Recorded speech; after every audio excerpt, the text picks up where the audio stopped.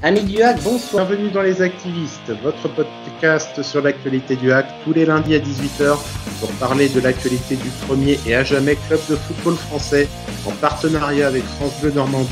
Pour nous accompagner ce soir, Romain, cofondateur d'actu.fr, est avec nous. Salut Romain. Salut tout le monde. Florian est également parmi nous comme d'habitude. Bonjour Florian. Salut tout le monde. Au sommaire de ce numéro des activistes ce soir, gifle capital, retour sur Paris FC hack, clientélisme au hack, revoir le football populaire, activez-vous, vos réactions au sujet évoqué précédemment et enfin quelques petites brèves comme vous en avez l'habitude. Cette émission n'est pas la nôtre, c'est la vôtre et nous allons vous le trouver maintenant. Les activistes numéro 6, c'est parti.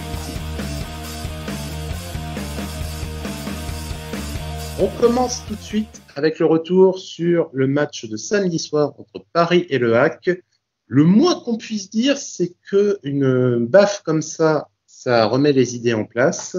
Défaite 3-0, rien à dire. Comme à l'habitude, on commence par l'étude de la composition de l'équipe du Hack. Ce qui était évident, on reprend les mêmes et on recommence après la victoire à Nancy. Est-ce que ce sera pareil pour le match contre Châteauroux ? C'est loin d'être sûr, mais commençons déjà. Romain, pas de surprise. On reprenait le 11 titulaire qui a ramené les 3 points de Lorraine. Ça paraissait évident au vu de la situation avant le match. Alors, ouais, pas de surprise. Toujours le 4-2-3-1. On reprend les mêmes, on recommence. Moi, ce qui m'inquiète, c'est que sur le papier, les gars, je pense qu'on a la meilleure équipe que peut aligner Paul Le Guen. C'est-à-dire que si on regarde les individualités, poste par poste, je pense qu'on a les meilleurs joueurs de l'effectif du Havre à leur poste. Et on va parler du résultat contre le Paris FC après, mais si on regarde rien que le papier et qu'on regarde les noms qui sont alignés pour ce match, vraiment, c'est ça qui m'inquiète, c'est une inquiétude en même temps, c'est qu'on a vraiment à l'instant T les meilleurs joueurs de l'effectif à leur poste. Donc, par rapport à ce qu'on a pu faire samedi soir comme résultat, c'est assez inquiétant. Mais mis à part éventuellement Victor qui rentre à la place de Fontaine, voilà. Tu n'as pas trop d'axes d'amélioration si tu joues comme tu veux jouer, c'est-à-dire avec le 4-2-3-1, avec Imad en meneur de jeu. Tu peux difficilement améliorer.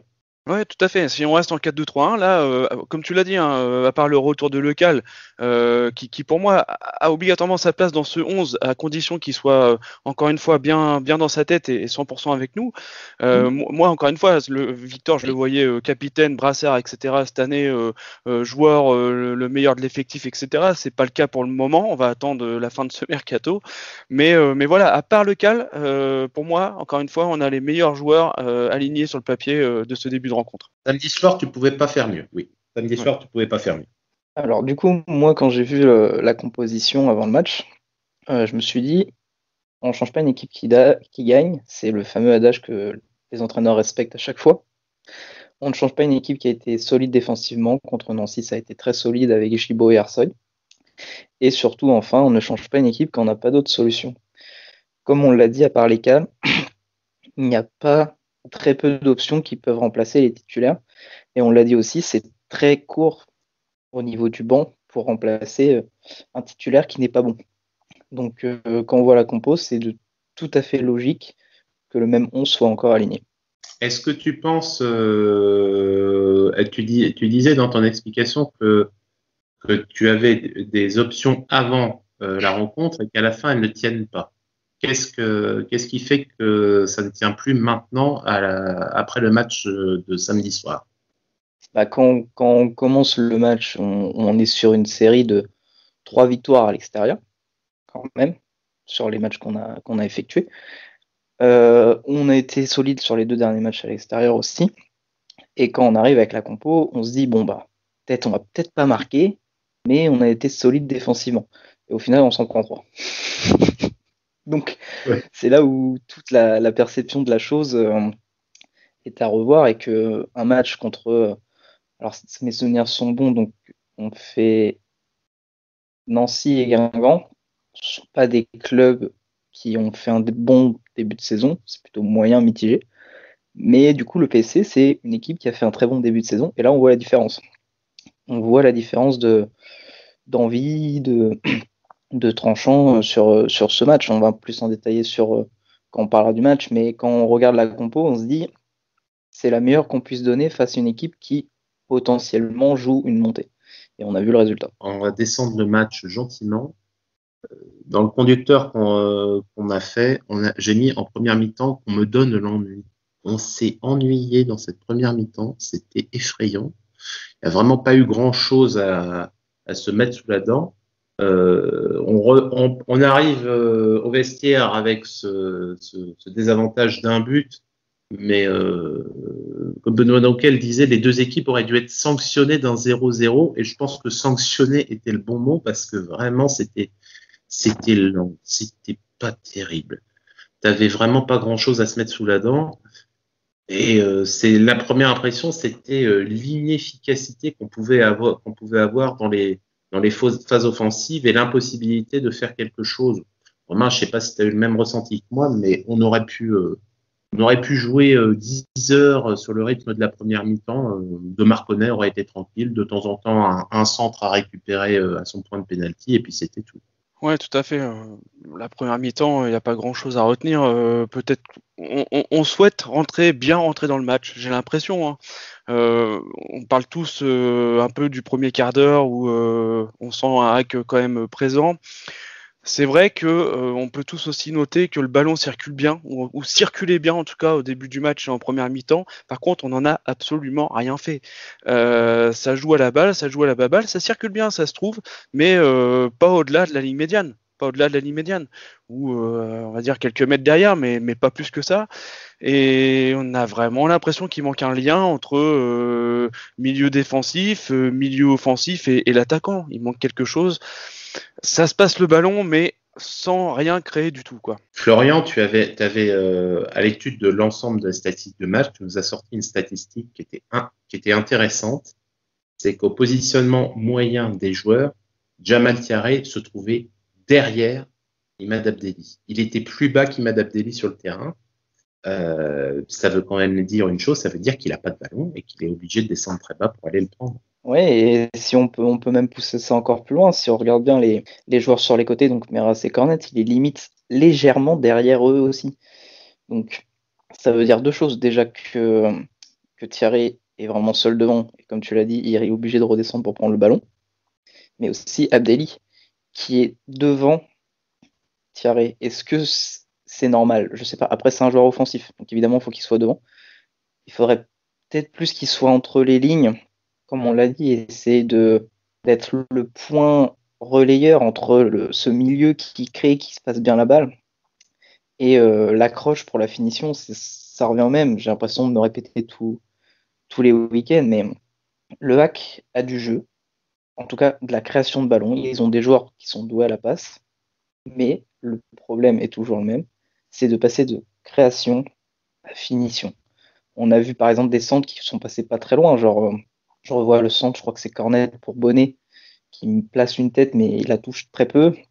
Il y a Bentil, son occasion, c'est possible, mais le problème c'est cette création-finition, ce lien, il manque ce lien. Est-ce que ça passe par un joueur à mettre dans l'effectif, un changement de formation, je sais pas, mais j'ai l'impression de ne répéter que ça depuis le début de saison, et je voudrais faire un point avec vous sur le nombre de buts que le Havre a marqué. Donc contre 3, on marque pas de but. C'est ok. Contre Amiens, on se rappelle tous de ce fameux but, c'est un contre son camp. Contre Guingamp, on a un but de Thierry, nickel. On a un but contre son camp et un deuxième but où les deux joueurs rentrent dans le but avec le ballon. Donc on va dire on a vu mieux. Contre Niort, on marque pas. Contre Nancy, c'est un coup de pied arrêté. Et contre Paris, on part. Donc si j'ai bien noté, on a deux buts, on va dire, normaux de Thierry et le coup de pied arrêté. Donc c'est faible. C'est faible. Et pour compléter en plus ce que tu disais au niveau des occasions, où tu as la tête d'Alexandre Bonnet qui est légèrement touchée et qui finit ras le poteau, et l'action la plus dangereuse de Godwin Bentil, ces actions elles sont intervenues après le changement massif de Paul Le Guen à 0-2. Donc ça intervient à la demi-heure de jeu, c'est là qu'il fait un triple changement. Et à ce moment-là, Abdelli est plus sur le terrain. Tu repasses en 4-4-2 avec Bentil tiré.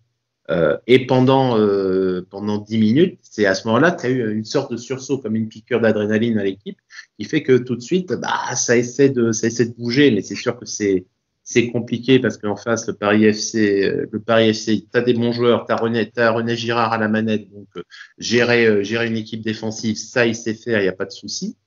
Juste pour info, on avait quand même samedi soir deux entraîneurs champions de France sur les bancs de touche. Donc ça connaît quand même un petit peu son métier. Enfin, on peut quand même le supposer.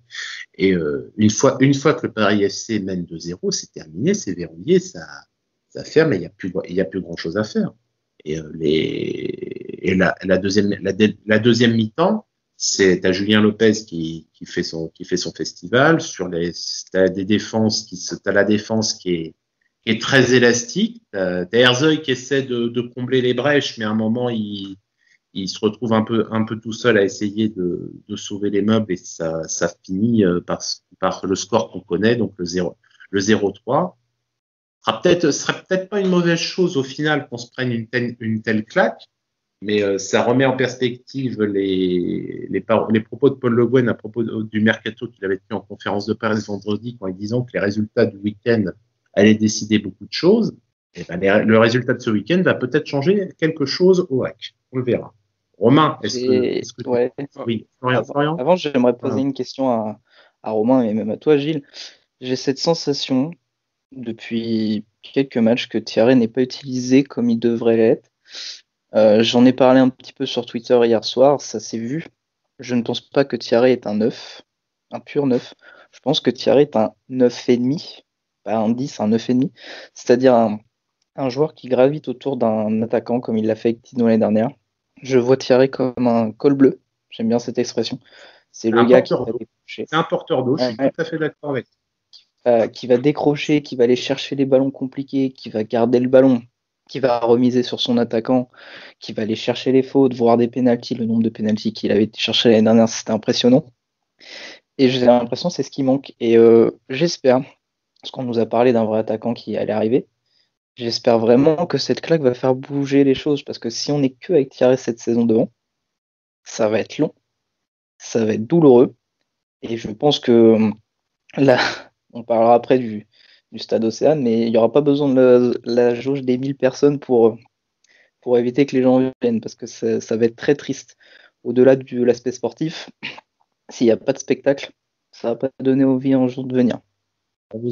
T'en fais pas, Florian, on va en reparler dans la deuxième partie. On fera un petit parallèle avec ce que nous disions au mois de juillet. Romain, est-ce que tu as quelque chose à ajouter sur la fin de match?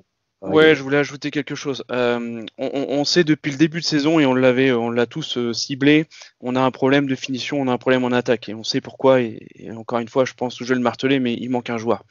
Par contre, hier, il y a quand même quelque chose qui s'est écroulé hier en deuxième mi-temps, c'est notre assurance défensive.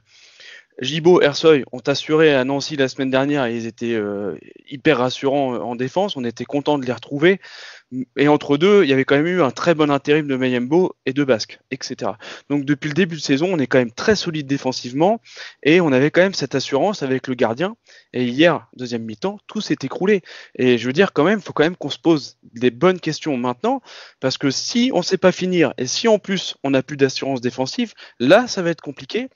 Moi, sincèrement, Amiens, Nancy, Guingamp, sincèrement, je pense que c'est des victoires c'est l'arbre qui cache la forêt pour l'instant. Et même d'ailleurs, Paul Le Guen avait même déclaré que le match à Guingamp, malgré la victoire, a été le plus mauvais match du HAC depuis le début de saison. Alors maintenant, il est remplacé par celui de ce week-end, on est d'accord, pas du fait du score, mais je pense que là, il y a des grosses remises en question, quoi. Après ce match-là, je pense que la trêve internationale va faire beaucoup de bien.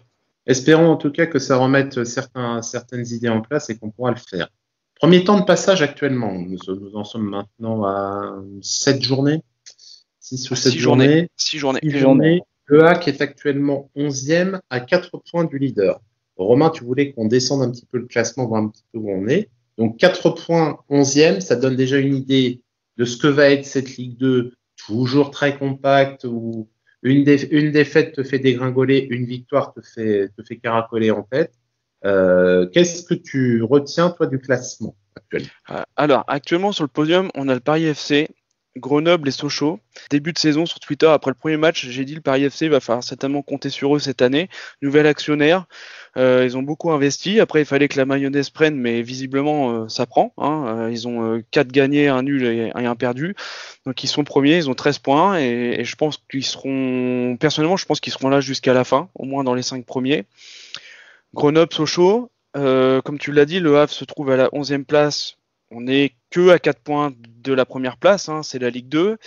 Et donc, aux 18e, 19e et 20e place, on va retrouver des clubs comme Chambly, Ajaccio et Pau. Donc, Chambly et Pau, bon, je ne veux pas dire qu'ils sont à leur place, c'est pas, je respecte ces clubs-là, mais bon, on les attendait pas forcément. Voilà, on les attendait pour la lutte, pour le maintien. Ajaccio peut-être un peu moins, parce qu'ils étaient plus habitués justement aux 5 premières places ces dernières saisons. Et puis, peut-être un peu plus étonnant, vous allez me dire ce que vous en pensez, je mets des guillemets autour de grosses écuries, mais je vais citer Guingamp, Toulouse et Amiens, qui sont respectivement au 14e, 15e pour Toulouse, 14e pour Guingamp et 17e pour Amiens. Guingamp, ça m'étonne moyennement parce que j'avais déjà dit que c'était le bazar en haut entre Gravelaine, Bertrand Deplat, l'entraîneur repris, qui repart, on ne sait pas s'il le veut. Je veux recruter Gourvenec, mais Gourvenec, je veux pas être DS, je veux être que entraîneur. Donc, Bazdarevich, il reste ou il reste pas. C'était tellement le Bronx à Guingamp que ça me gêne moyennement. Ensuite, concernant Guingamp et Toulouse, des écuries qui descendent, tu sais jamais trop vraiment sur quoi t'attendre. Je dirais juste que pour Toulouse, par la voix de Damien Comolli, qui se voyait club de Ligue 1, c'est un club de Ligue 1 qui a bien fait insister qu'il ne faisait pas partie de ce monde-là. Je vais pas dire que je suis mécontent que pour le moment, il patine un peu dans la purée. Moi, ça me déplaît pas plus que ça, indépendamment de ce que je peux porter comme affection à Toulouse. Oui, moi je suis pas étonné par les équipes qui descendent et qui galèrent sur leur première saison en Ligue 2, c'est souvent le cas. Parce que passer de la L1 à L2, c'est toujours pas évident. C'est des matchs compliqués, même si les écuries font moins rêver que celles de la Ligue 1. Se déplacer sur des terrains un petit peu plus laborieux, c'est toujours problématique. Moi, j'ai 2 trucs à noter. J'aime toujours voir les petits promus qui montent en Ligue 2, leur évolution. Dunkerque, 7e, 3 victoires, 2 défaites et 1 nul. C'est plutôt pas mal, à voir s'ils tiennent comme ça. Et il reste une seule équipe invaincue pour l'instant, c'est Sochaux, avec 3 victoires et 3 nuls. À voir si leur invincibilité va continuer, mais j'aime bien regarder les équipes qui sont solides sur un début de saison. Donc à voir par la suite. On verra bien, le championnat est encore très long. On en a terminé pour la partie purement sportive. Passons maintenant à notre deuxième sujet, le clientélisme au HAC.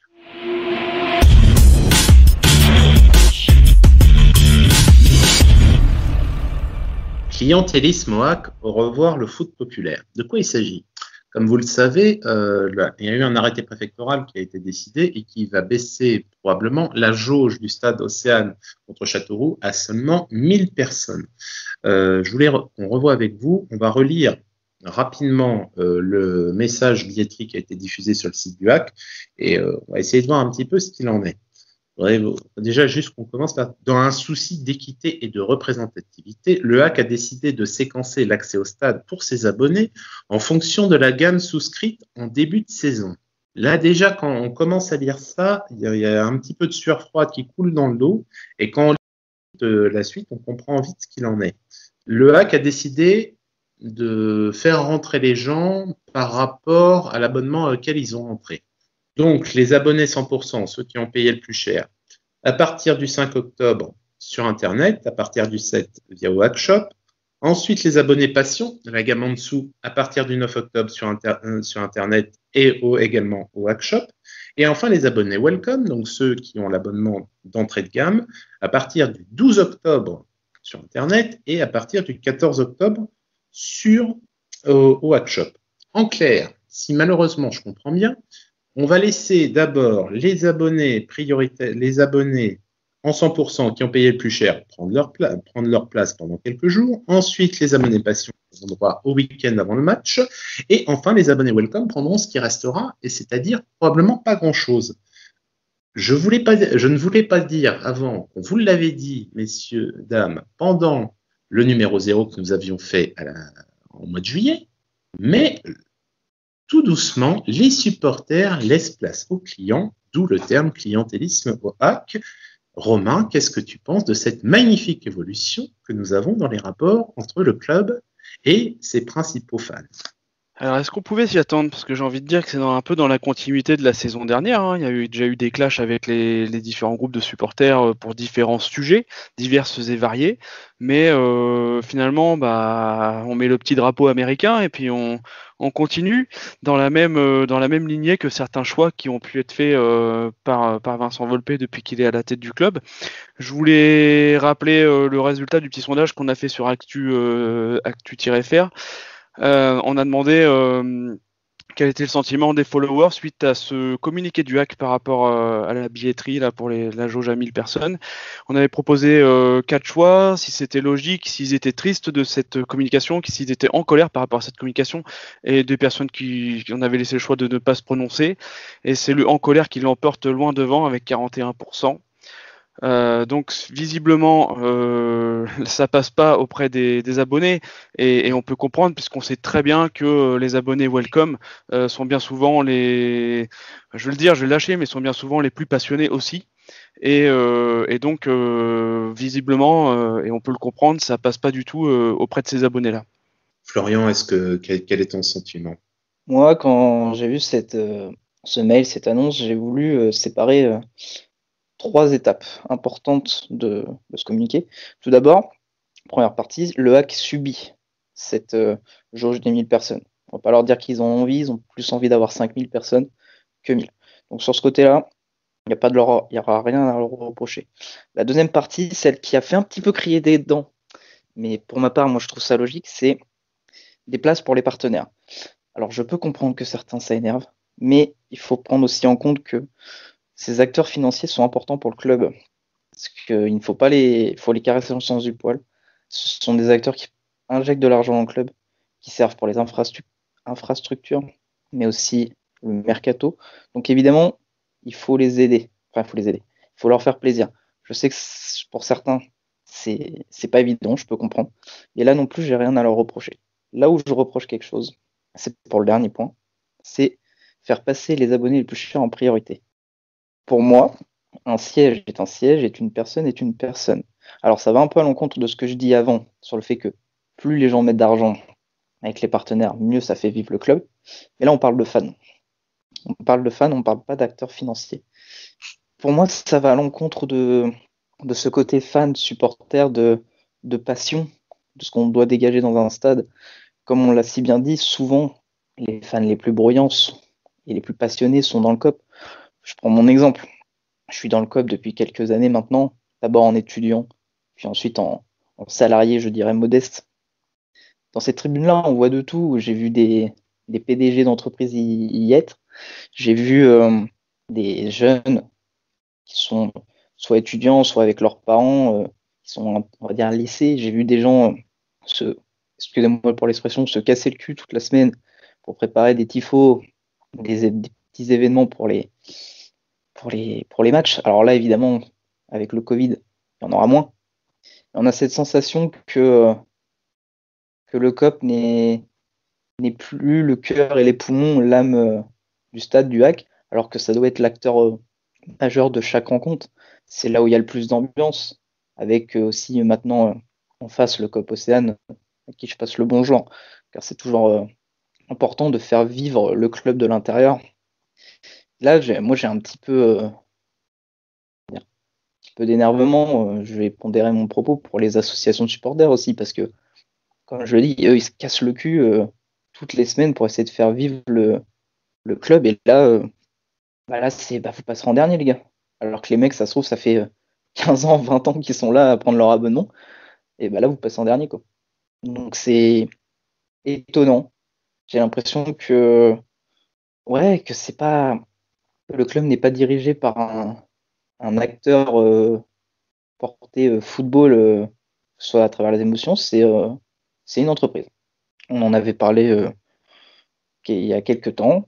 On le voit avec Vincent Volpe et ses ces réunions tous les ans de débriefing sur ce qui est bien passé et ce qui n'est pas bien passé.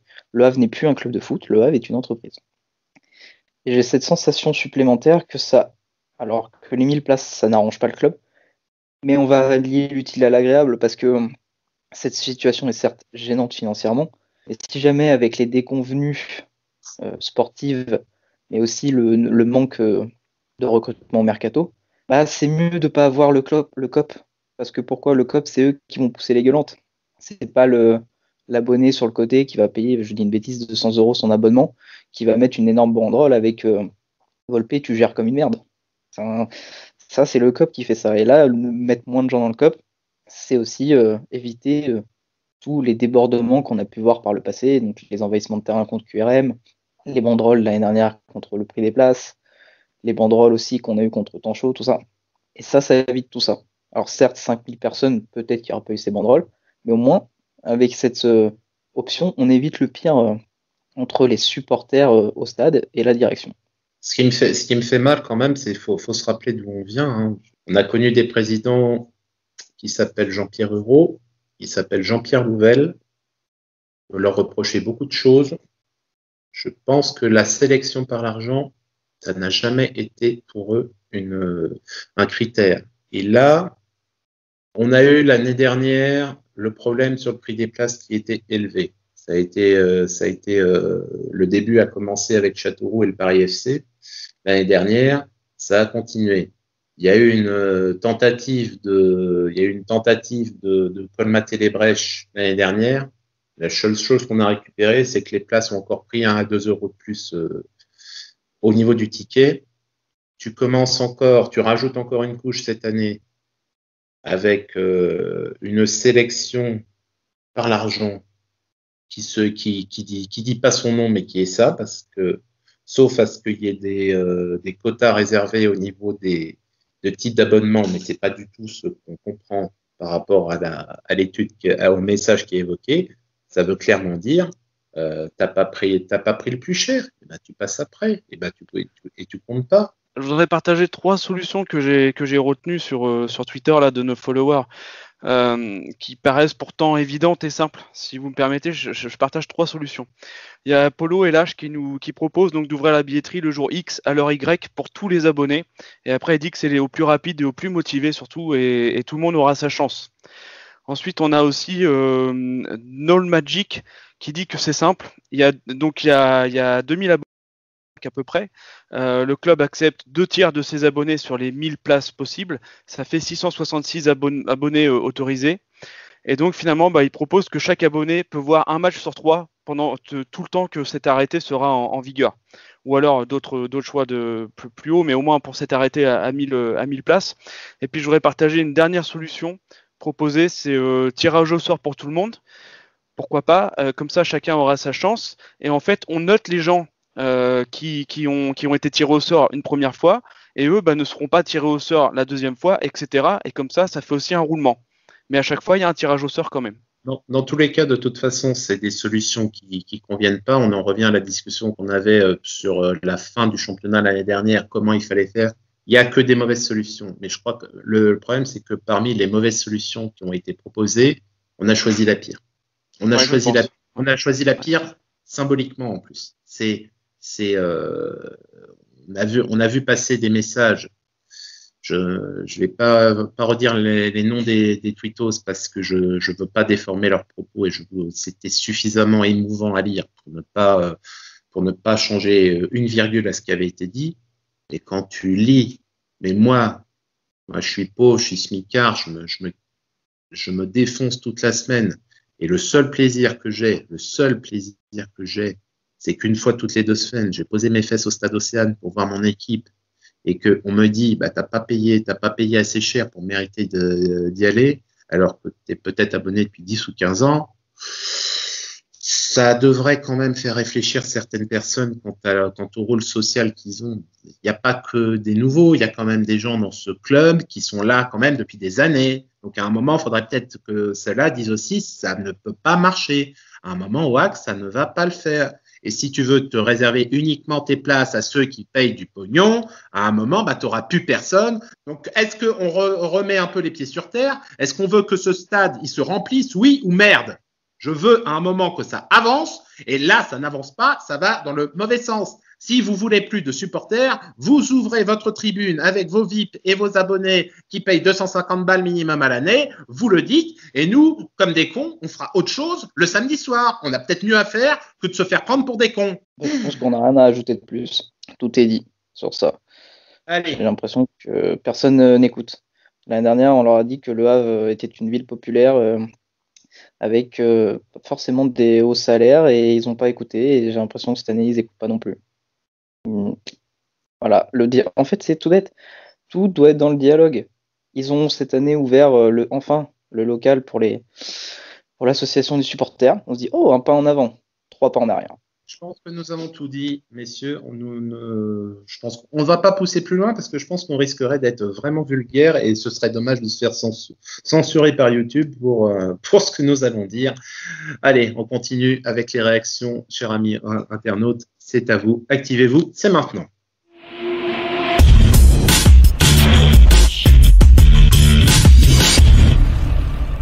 On a déjà commencé à voir un petit peu les réactions de nos internautes concernant les sujets évoqués. On a vu donc les réactions concernant le type de distribution possible pour les places. Romain, est-ce qu'il y a d'autres interventions de nos internautes qui ont retenu ton attention? Concernant ce sujet-là, on a fait le tour. Hein. Je vous ai proposé donc trois solutions, hein, moi qui me paraissaient en tout cas intéressantes pour le hack par rapport à cette jauge de 1000 places. Je voulais partager avec vous peut-être quelques réactions par rapport au match. Bon, ça va pas ramener de la joie forcément dans cette émission. Il y a Tyranner qui nous dit qu'il vaut mieux une défaite 3-0 que 3 défaites 1-0. Bah, finalement, il dit qu'il sait pas, parce que en tout cas, sur un ton humoristique plutôt, il dit qu'on est toujours là pour l'objectif du top 10. Voilà, parce que lui pense sincèrement qu'avec l'effectif actuel, on pourra pas viser mieux qu'un top 10.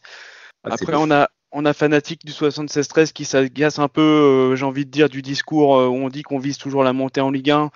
Et il dit que maintenant on peut dire clairement que le hack n'est pas constant et que le mot nullissime pour qualifier le match contre le Paris FC avec un 11 fantôme. On a Clem 76LH qui nous dit médiocre, lamentable, inexistant sur ce match-là. Et puis Johnny 230481 qui voudrait que Paul Le Guen se remette en question. Je pense qu'il parle du 4-2-3-1. Et après, donc les années se suivent et se ressemblent d'après Elisa LH76. Ça devient presque lassant, ou plutôt c'est lassant. À partir du moment où on se donne pas les moyens, on n'y arrivera jamais. Ce début de championnat me laisse très perplexe pour la suite, mais j'ose espérer un petit miracle à la fin. Voilà, et après des personnes qui préfèrent... Oui. Sur ce que Tijo disait sur la remise en cause de Paul Le Guen, et ça rejoint ce que je disais la semaine dernière. Est-ce que vous pensez que Jean-Pascal Fontaine il va rester longtemps dans l'équipe?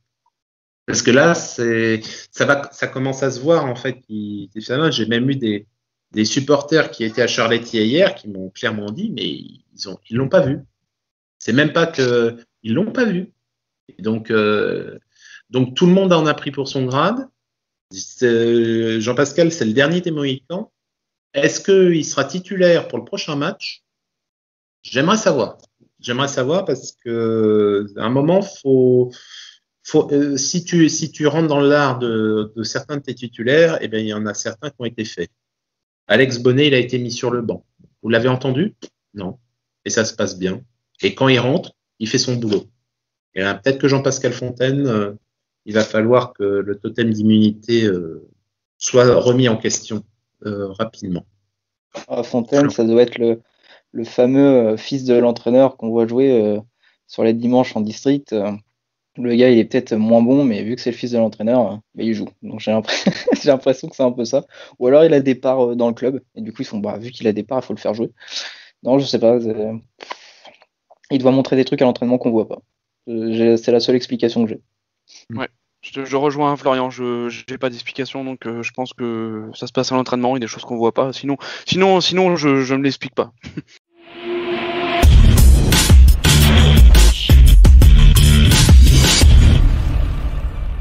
Nous nous allons attaquer maintenant un deuxième sondage qu'on avait mis en ligne beaucoup plus tôt dans la semaine, parce que c'était pour nous ce qui aurait dû être le fil rouge de cette émission en deuxième partie.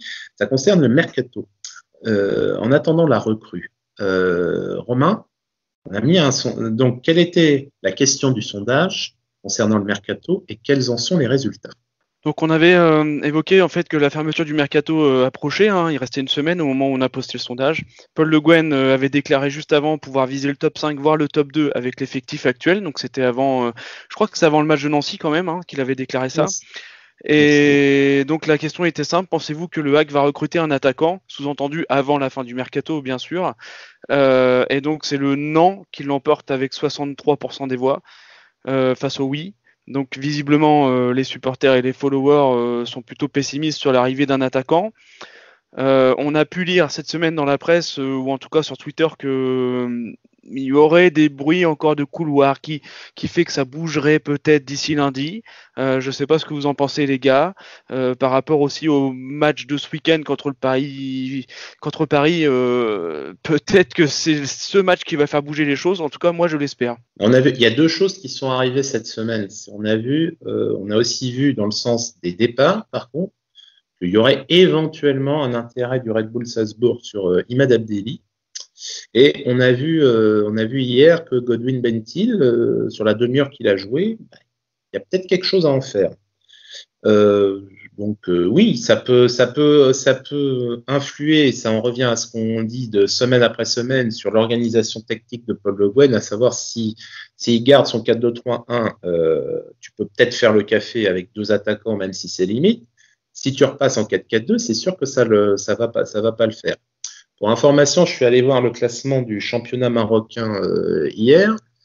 Agadir, donc à 3 matchs à jouer, 6 points d'avance à la fin du championnat, et joue un match ce soir qui pourrait, en cas de non-défaite, lui assurer automatiquement le maintien. Suivez mon regard. On aura peut-être un déblocage qui viendra de ce niveau-là. Même si à côté de la condition qui était qu'Agadir se maintienne, il y a une demande salariale qui est très forte pour Karim El Berkaoui. Ensuite, est-ce qu'il y aura quelqu'un d'autre, un lapin qui va sortir du chapeau, ou un jeu de bonneto qui peut se faire? On a vu que Tino Katewere partirait en prêt. Ouais. Donc est-ce qu'il n'y aurait pas par ricochet peut-être des possibilités, s'il y a du monde potentiel dans d'autres endroits, de récupérer un joueur en prêt, hein. Enfin, bien évidemment pas de Tino, il est hors de question que Tino revienne au HAC, mais peut-être un joueur, un prêt qui se récupère au dernier moment, mais là maintenant, si on prend quelqu'un, on va quand même rentrer dans l'achat panique. On va quand même rentrer dans des critères, on va voir des joueurs qui peut-être n'ont pas le niveau. Paul Le Guen avait dit pendant la semaine que les agents ont proposé beaucoup de monde et qu'il a tout refusé parce qu'il avait mieux sur place.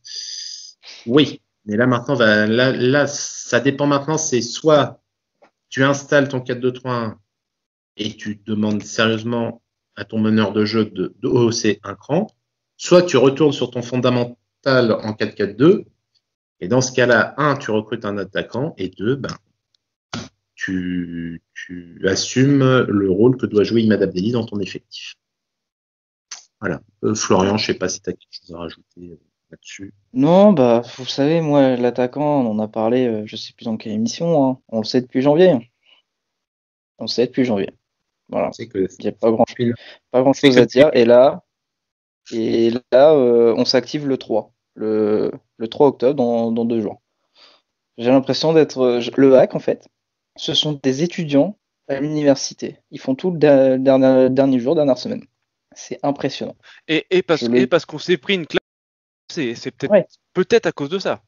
Enfin, c'est peut-être le troisième but qui va faire que ça va activer. Ouais, c'est ça qui est fou. Alors, le troisième, hein. Je suis d'une part content limite de cette claque, parce que si on arrive à recruter un attaquant après avoir la tête de l'attaquant aussi, parce que si c'est un gars qui était en National 2 ou tout ça, sans manquer de respect à ce championnat, on est habitué aux gars de National qu'on recrute et qui ne jouent jamais.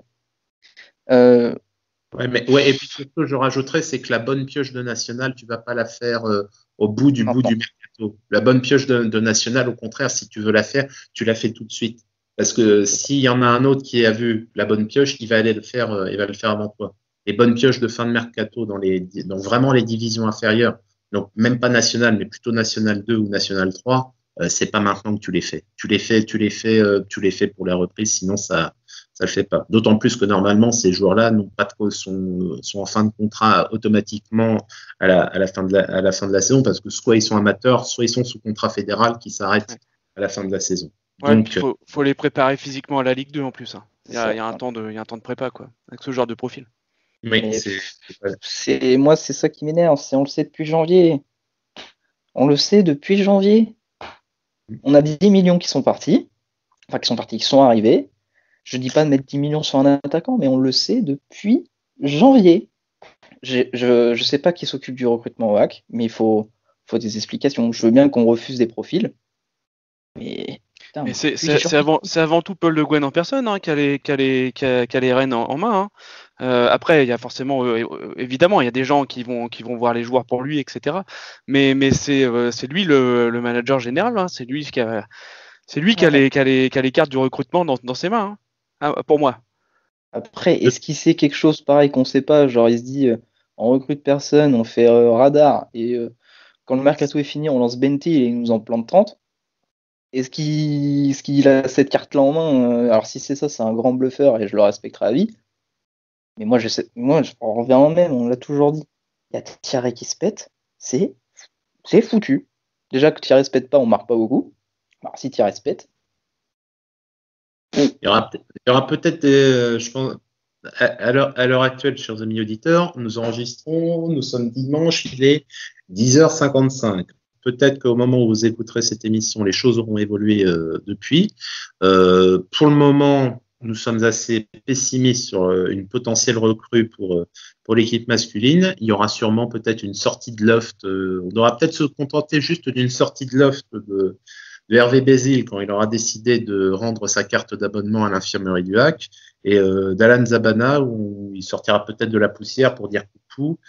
Mais ça risque malheureusement de se finir comme ça. Je ne sais pas si on pourra espérer grand-chose en l'état, mais on devra malheureusement s'en contenter. Dernière petite brève du HAC. Parlons des féminines. Et là aussi, ça a été compliqué. Défaite 1-0 face à Soyaux.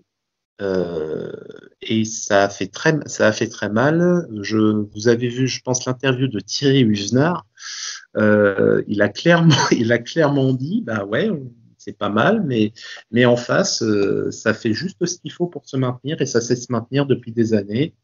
Manque d'engagement, manque d'agressivité, et à la fin, tu perds.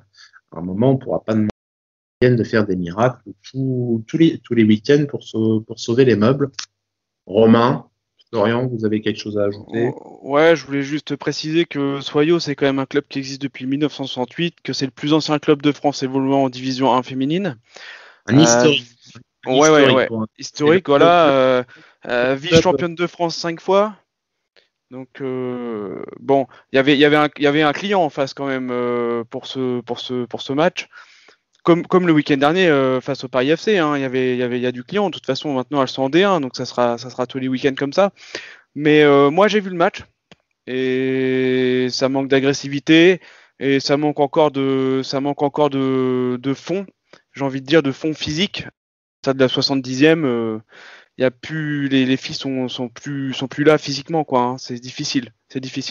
Et il suffit qu'elles prennent le 1-0 juste avant et franchement je les voyais pas revenir dans le match ce week-end. Bah après elles apprennent, hein, c'est leur première saison, je leur jette pas du tout la pierre, elles apprennent, elles sont jeunes, elles viennent juste d'arriver dans cette division et il va falloir encore à mon avis beaucoup travailler pour elles. Florian, un dernier mot pour finir? Oui, bah après, c'est une équipe du HAC très jeune qui, comment dire, n'a pour l'instant vécu que des saisons où il visait la montée. Et le maintien, c'est tout autre chose, c'est un tout autre aspect mental. Il faut habituer, s'apprendre à perdre, à faire des matchs nuls, ne pas prendre beaucoup de points, mais d'être là solide mentalement. Et c'est un bon apprentissage. Je crois en la possibilité du maintien, ça sera dur. Ils vont affronter des équipes qui sont habituées à ça. Donc c'est un gain d'expérience. Là, ça va jouer à l'expérience et le Hack en a moins que ses adversaires. Du coup, il va falloir jouer à la malice, gagner du temps, essayer de prendre un point par-ci, un point par-là. Ça va être dur, mais il faut compenser ce manque d'expérience avec un peu plus de malice, un peu plus de vice sur le terrain pour essayer de récupérer des points, quitte à être moche dans le jeu, des fois aussi. C'est con à dire, mais si pour récupérer des points, il faut, je dis pas péter l'adversaire, mais casser le rythme, des fois même ne pas jouer tout court, faudra le faire, parce que l'objectif c'est le maintien. Et après, quand le maintien sera assuré, ça va engranger de l'expérience et ainsi de suite. Donc à voir la suite de la saison, mais je ne suis pas inquiet pour cette équipe. Souhaitons-leur bonne chance.